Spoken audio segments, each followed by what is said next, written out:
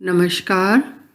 आज के वीडियो में हम बात करेंगे ग्रहों के बारे में। और इससे पहले इसके पार्ट 1 में हमने मिल्की वे और सूर्य के बारे में विस्तार से चर्चा की थी।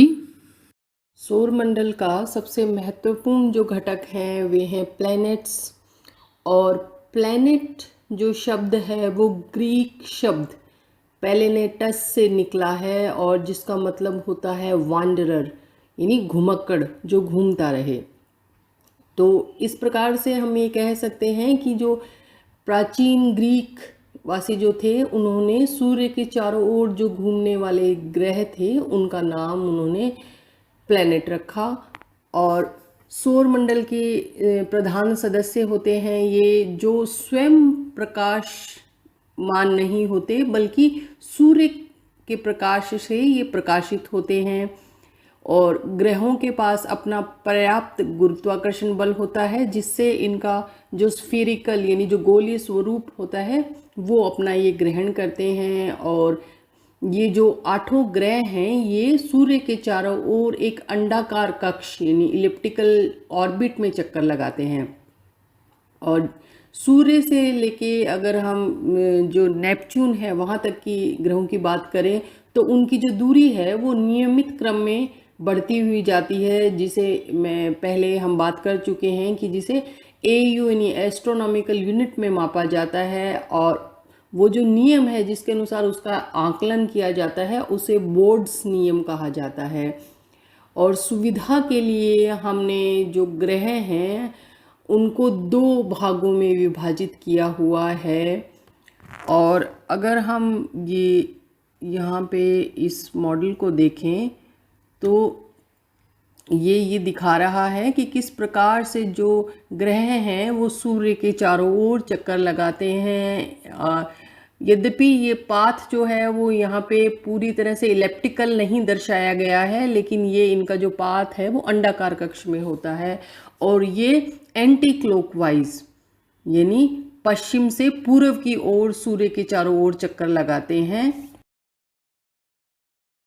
इस डायग्राम में हमारे सौरमंडल के इनर प्लैनेट्स और आउटर प्लैनेट्स दिखाए गए हैं। तो एस्टेरॉयड बेल्ट जो है वो इनर प्लैनेट्स और आउटर प्लैनेट्स जो है वो इन दोनों को अलग करता है।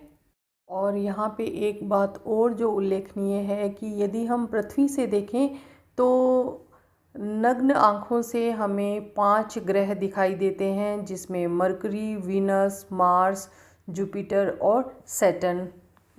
सूर्य से सबसे पास में जो 4 ग्रह हैं बुध, शुक्र, पृथ्वी और मंगल, यानी ये जो 4 ग्रह हैं इन्हें आंतरिक ग्रह कहा जाता है, इनर प्लैनेट्स बोला जाता है। और इसमें से भी बुध और शुक्र को इन्फीरियर प्लैनेट्स कहते हैं, यानी निम्न कोटि के जो ग्रह हैं वे कहलाते हैं।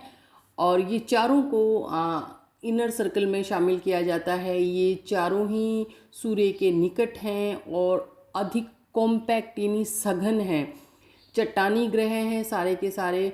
और ये सूर्य की तीव्र गति से परिक्रमा करते हैं। इससे पहले के डायग्राम में जैसा कि हम देख चुके हैं, आंतरिक ग्रहों के उपग्रहों की संख्या कम है, शुक्र और बुध के कोई उपग्रह नहीं हैं।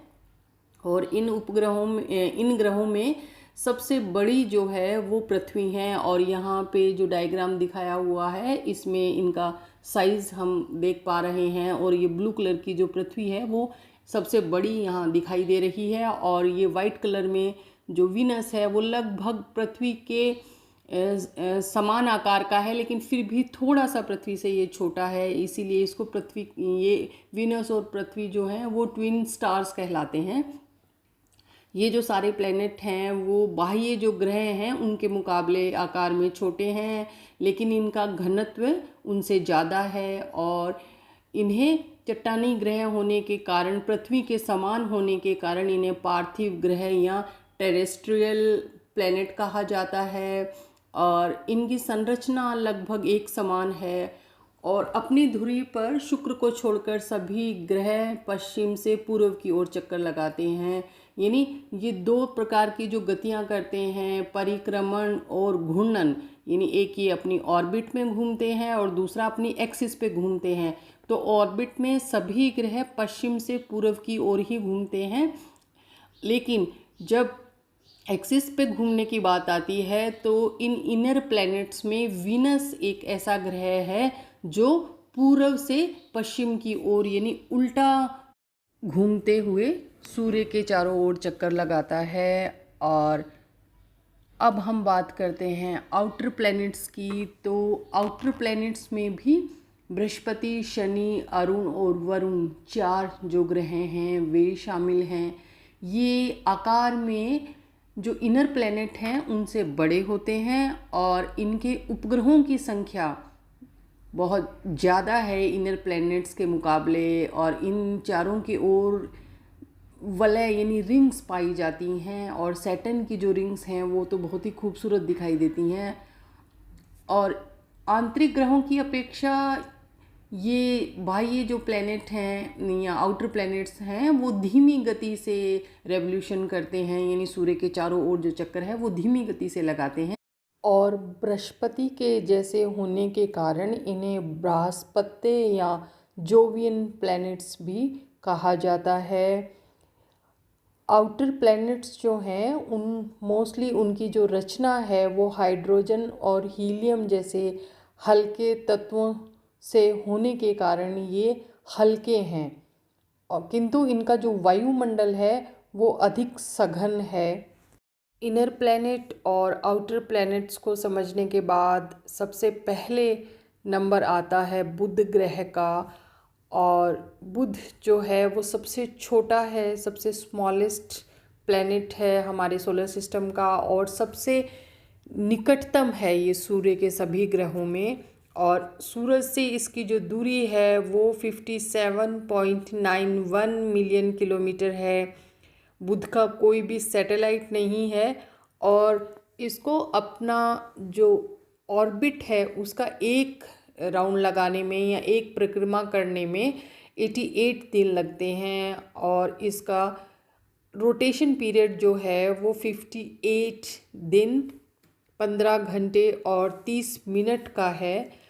सूर्य के सबसे पास में होने के बावजूद भी बुध है वो सबसे गर्म नहीं है, क्योंकि इसका वायुमंडल नहीं है, वायुमंडल नष्ट हो चुका है। इसकी वजह से इसकी जो ऊष्मा है उसका क्षय भी ज़्यादा होता है। लेकिन सूर्य के सम्मुख जो इसका भाग होता है उसका टेम्परेचर 350 डिग्री सेल्सियस होता है, जबकि इसका विमुख भाग जो है वो अंधकार में एवं शीतल रहता है।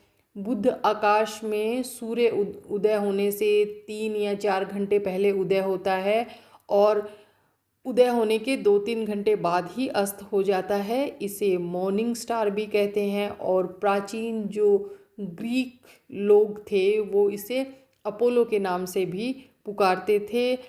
और शाम को भी सूर्यास्त के बाद बुध दिखाई देता है, जिस कारण से इसे इवनिंग स्टार पुकारा जाता है। और प्राचीन ग्रीक लोग इसे एरमेस के नाम से पुकारते थे, जिसका भी अभिप्राय मरकरी होता है। और जो नेक्स्ट प्लेनेट है वो है वीनस या शुक्र ग्रह। शुक्र जो है वो आकार और बनावट में हमारी पृथ्वी के बराबर है, इसलिए इसे ट्विन स्टार भी कहा जाता है। ये हमारी अर्थ का निकटतम पड़ोसी है, जो अर्थ से लगभग 4.11 करोड़ किलोमीटर दूर है, और सूर्य से ये दूसरे नंबर का ग्रह है। इससे पहले सूर्य के पास में मरकरी है, और मरकरी के बाद में वीनस, जो सूर्य से 108.2 मिलियन किलोमीटर की दूरी पे स्थित है। और शुक्र सभी ग्रहों में सबसे अधिक गर्म है, और इसका कारण इसका जो वायुमंडल है उसमें 97% कार्बन डाइऑक्साइड गैस पाई जाती है वो है। और इसके अलावा इसके वायुमंडल में गंधक, oxygen, chlorine, bromine, iodine, organ, neon, krypton भी पाई जाती हैं।